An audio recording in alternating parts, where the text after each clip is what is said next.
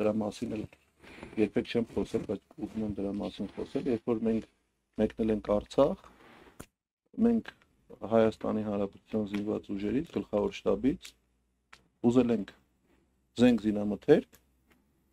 եւ կապի միջոցներ։ Որևէ այլ բան մենք չենք ուզել, բայց արդարության համար նշեմ, որ գլխավոր շտաբի պետ Օնիկ Գասպարյանի հանձնարարությամբ մեզ տրամադրվել են նաեւ որոշակի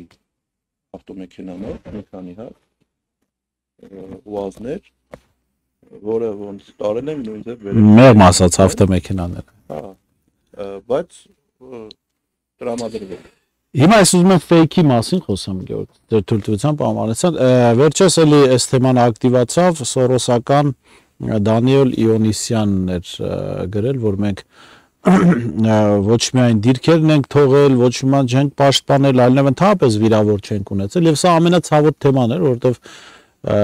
մենք վիրավորներ ենք ունեցել մեր զորախմբի կազմում։ Սա իհարկե առաջներտին վիրավորականների տղաների համար ում կյանքը վտանգի տակ էր եւ վիրավորվել էին։ Մյուս կողմից վիրավորանք էր մեզ համար եւ կարծում ցանկացած մարդու համար, ով հայրենիքի նկատմամբ ջերմ զգացումներ ունի, որտեւ եթե դու կարող ես գնալ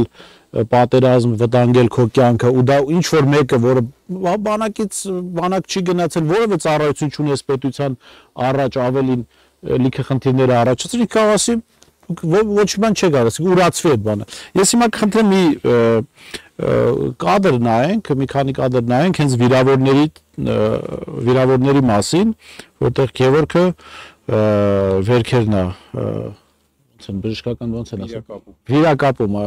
վերքերն է վիրակապում ու ես կվերադառնանք արդեն իմ պատմությանը, ես նաև որպես լրագրող ոնց միացա։ Մենք ունեցել ենք 4 վիրավոր։ Փառք Աստծո, շնորհակալ եմ Աստծուց, որ զոհ չենք ունեցել։ Ընդ որում 4 վիրավորներից 2-ը ստացել են հրազենային վնասվածք։ Ով ծանոթ է Արցախյան 44 օրյա պատերազմի մանրամասներին, շատ լավ գիտի, որ հրազենային վնասվածքներ շատ քիչ են եղել այդ պատերազմի ժամանակ, որովհետև այդ պատերազմը եղել է հիմնականում անօթաչու թռչող սարքերով,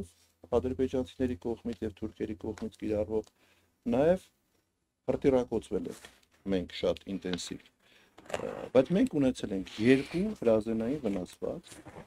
ընդ որում շատ մոտիկ տարածությունից։ Դա նշանակում է, որ մեր զորախումբը անմիջական շփման եւ մարտի մեջ է մտել ադրբեջանական զինուժի հետ։ Ու ես երբ որ ասում եմ, ես շատ ծանր եմ տանում այդ թեման, երբ որ խոսվում եւ շարքվում է, հենց դա նկատի ունեմ։ Տղաներ իրենց կյանքը վտանգի են ենթարկել ու ինչ որ մարդիկ փորձում են դա անտեսեն, նվազեցնեն այդ մասնակցությունը կամ ինչ որ կերպ լուրեր տարածեն, բայց դա իրանց գործն է, մենք գիտենք, որ մենք մեր խղճի առջև մաքուր ենք ու որևէ պարագայում մեզ որևէ մեկը չի կարող մեղադրել այլ բանի մեջ։ Հիմա միջև այդ կադրերը տեսնել ես առաջարկում հեռուստատողներին կադրերը նայելուց հետո, սա իմ առաջարկն է, իրենք մտածեն, թե ինչ ծնունդներ են այն մարդիկ, որոնք այս վիրավորների պարագայում ասում են, ոչ մի վիրավոր չեն ունեցել, փախել են, չգիտեմ ինչ են արել, եւ սա կարծում լավագույն ապացույցն է, որ այդ մարդիկ ուղղակի անբարոյականներ են իրենց ոտից միջև գլուխ։ Խնդրեմ այդ կադրերը նայենք ու վերադառնանք։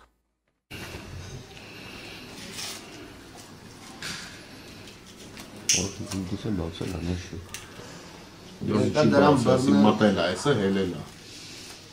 Եվ մի չրտնյաններ լավ չէր ելնում, չէ։ Ապեր Միքի Բրոնիկը փրկել է, ցավը տանը։ Բայց Բրոնիկը իտոգում դեր չի խաղացել։ Ոնց դեր չի խաղացել, ապեր Բրոնիկն է դեր խաղացել, որ պատրոնը ուղղությունը փոխել է։ Կերնիկցի սրանով կլուսավորեմ։ Հա՞, սրանով։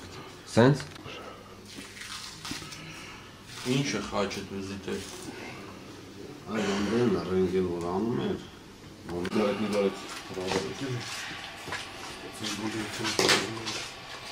Այնց գնաք բժշկական գործանում, ես նկարը։ Գոնե մեկ-մեկ կասկով զենքով են։